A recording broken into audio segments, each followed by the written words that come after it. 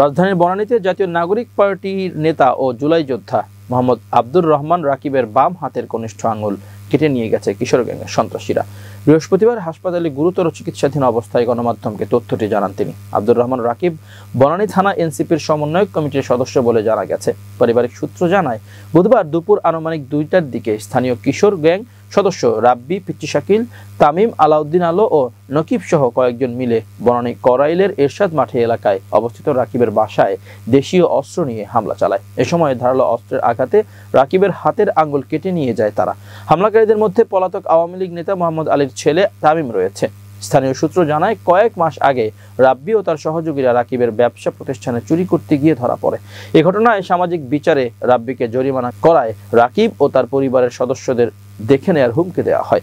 এর জেরে কয়েকদিন ধরে এনসিপি ও শাপলা প্রতীক নিয়ে রাকিবকে অশ্রাব্য ভাষায় মন্তব্য করে আসছিল রাব্বি ও তার সহযোগীরা। এসবের প্রতিবাদ করায় দলবল নিয়ে রাকিবের বাসায় হামলা চালায় কিশোর গ্যাং সদস্যরা। হামলার শিকার এনসিপি নেতা মোহাম্মদ আব্দুর রহমান রাকিব জানায়, আমিও আমার ছোট ভাই জুলাই আন্দোলনে যুক্ত ছিলাম। 5 আগস্টের পর থেকেই ওরা আমাকে নানাভাবে হুমকি দিয়ে আসছিল। দুপুরে চাপাতি লাঠিসোঁটা হাতে ওরা আমার বাসায় হামলা চালায়। হামলার সময় আমাকে ধারালো অস্ত্র দিয়ে আঘাত করলে তা ঠেকাতে গেলে চাপাতির খুব আমার হাতে এসে লাগে। এতে আমার বাম হাতের আঙুল পড়ে গেছে। রাকিব জানান, সন্ত্রাসীরা যাওয়ার সময় আমাকেও আমার পরিবারের সদস্যদের প্রাণে মেরে ফেলার হুমকি দিয়ে গেছে। এ বিষয়ে জানতে চাইলে বনানী থানার ভারপ্রাপ্ত কর্মকর্তা মোহাম্মদ রাসেল সরোয়ার বলেন, এই ঘটনাটি অবগত আছি। যতটুকু জেনেছি ওনারা হাসপাতালে আছে। অভিযোগ পেলে আইনগত ব্যবস্থা নেবেন বলেও জানান তিনি।